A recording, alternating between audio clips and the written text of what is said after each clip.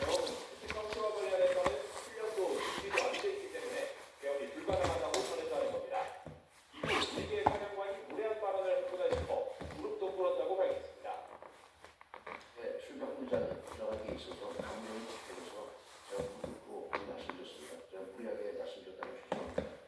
그러나 그 전시든 형시든 계엄령 그리고 해본 적도 없습니다.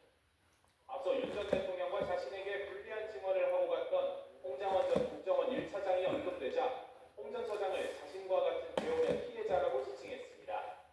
그러면서 피해자들끼리 물어뜯고 싶지는 않다며 여 전 사령관 본인이 홍 전 처장에게 체포조 명단에 불러줬다는 의혹 등에 대해 증언을 모두 거부했습니다. 여 전 사령관은 계엄 당일 부하들이 정상 퇴근하고 모직교대 기념으로 술을 마시는 등 박척사는 계엄을 예상하지 못했다며 눈물을 훔치기도 했습니다. YTN 이준혁입니다. 자, 이 12.3 비상계엄 다음 주로 의견이 됩니다. 더불어민주당은 윤 어게인은 민주주의의 악적인 존재라 해서 국민의힘 해산 가능성을 또 꺼내들었습니다. 논란이 큰 내란 전담 재판부 설치도 다시 추진합니다. 황보일도 기자입니다. 민주당은 다음 주면 내란 사태 발생 1년이 되지만 계엄은 현재 진행형이라고 진단했습니다.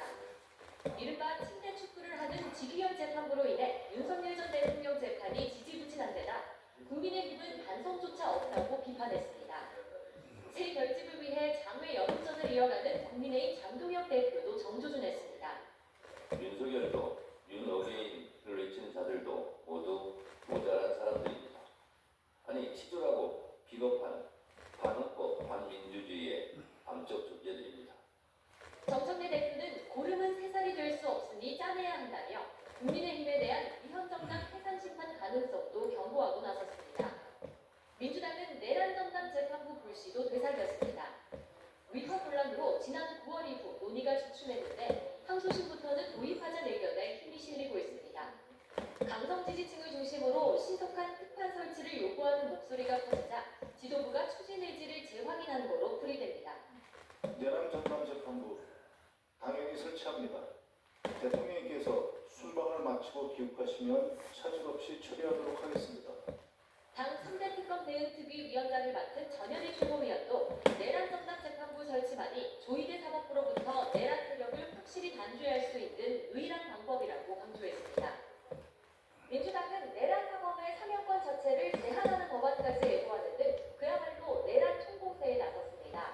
순방 기간은 자제하겠다면서도 사법개혁 의지를 연이어 드러낸 건데 대통령실로 공을 넘기는 분위기도 감지됩니다. YTN 홍보의견입니다. 반대로 국민의힘은 대장동 학폭포기 사태에 더해 민생 현안을 선정하면서 쌍끌이 총격전에 나섰습니다. 더불어민주당의 태도 변화가 없다면 강경 투쟁에 돌입하겠다며 필리버스터 가능성까지 열어놓습니다. 김다현 기자가 보도합니다. 지난 주말 영남권 대국민 여론전 이후 열린 국민의힘 회의에서 메시지 강점은 민생, 특히 고환율 고물가에 찍혔습니다. 700조 원대 퍼주기 예산과 매년 200억 달러의 개미 투자가 현실화하면 위기는 더 커질 텐데 이재명 정부는 대책이 있냐고 추궁했습니다. 환율이 1,400원만 돌파해도 호들갑 떨던 예전의 민주당은 어디 갔냐며 결국 경제 위기의 원인은 무능이라고 진단했습니다. 환율이 1,500원을 넘어서서 1,600원, 1,700원대까지 갈 수 있는 이런 위기의 경고에 대해서 과연 이재명 정부가 어떤 대비책을 세우고 있는지 아마 이재명 대통령이 본인 재판을 막는 데 집중하느라 경제 골든타임을 놓치고 있는 것 같다며 대장동 항소 포기 사태도 지적했습니다. 국민의힘은 민주당이 말로만 국정조사를 약속하고 정작 협상장에선 이런저런 핑계로 시간을 끈다며 친미 축구가 계속되면 기상한 수단, 그러니까 필리버스터로 응수하겠다고 으름장을 놨습니다. 대법관 증언 같은 사법개혁 쟁점 법안뿐만 아니라 민생 사안에도 무제한 토론에 나설 수 있다고 압박했습니다. 제1야당 원내대표로서 저도 비상한 각오를 하지 않을 수가 없습니다. 더불어민주당이 어떤 태도를 취하느냐에 따라 달라진다는 점을 분명히 밝혔습니다. 이른바 법과 황교안 발언으로 내부 반발 장동혁 대표는 우리끼리 싸우면 지는 거라며 싸울 상대는 대통령과 민주당이다. 개혁 공세의 당력을 모으자고 독려했습니다.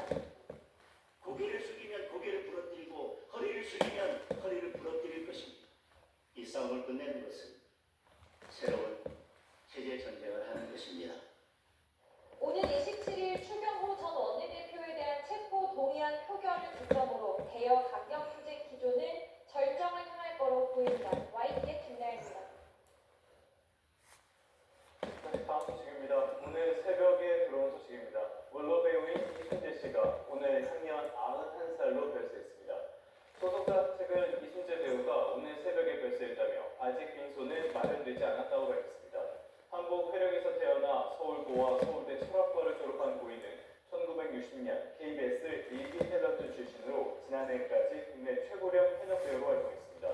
이후 1992년 14대 총선에 당시 여당인 민주자유당 후보로 서울 중랑각 선거구에 출마해서 당선됐고 국회의원으로서 민자당 부대변인과 한일의원연맹 간사 등으로 역임했습니다. 고령에도 배우 활동을 이어갔지만 지난해 10월 공연 활동을 취소하는 등 지난해 말부터 건강 이상설이 불거졌습니다. 고 이순재 배우는 70년 가까이 스크린과 브라운관, 무대를 오가면서 한 시대의 시간을 채웠습니다. 아흔을 넘어서까지 활발한 활동으로 후배들에게 본보기가 됐던 삶을 김승환 기자가 돌아봤습니다. 1934년에 태어난 고 이순재 배우는 서울대 출신으로 드물게 당시만 해도 딴따라라고 낮춰 부르던 연기자 길에 들어섰습니다. 어머님께서 그건 소자에게 묻습니다. 우리 60년대 말에도 우리 직종은 동물의 직종이 아니었고 사회적으로 나의 인식이 바닥이었던 직종입니다. 그래서 딴 사람 뭐 이렇게 광대고 이러고 브라운관과 스크린, 연극 무대를 오가던 이순재 배우는 한때 국회로 향하게 됐습니다. 한 차례 낙선 끝에 14대 지역구 의원까지 지냈지만 원래 자리로 돌아왔습니다. 10월에 출마해서 한 번 더 또 4년이 지났는데 그때는 무슨 60대 후반이 됐는데 그때는 국회의원 되는 어려운 가는 길을 먹은 욕심 많은 할아버지부터 로또 당첨금 앞에 소갈이하는 대통령 등 작품 수백 편에 출연했습니다. 역할에 스며드는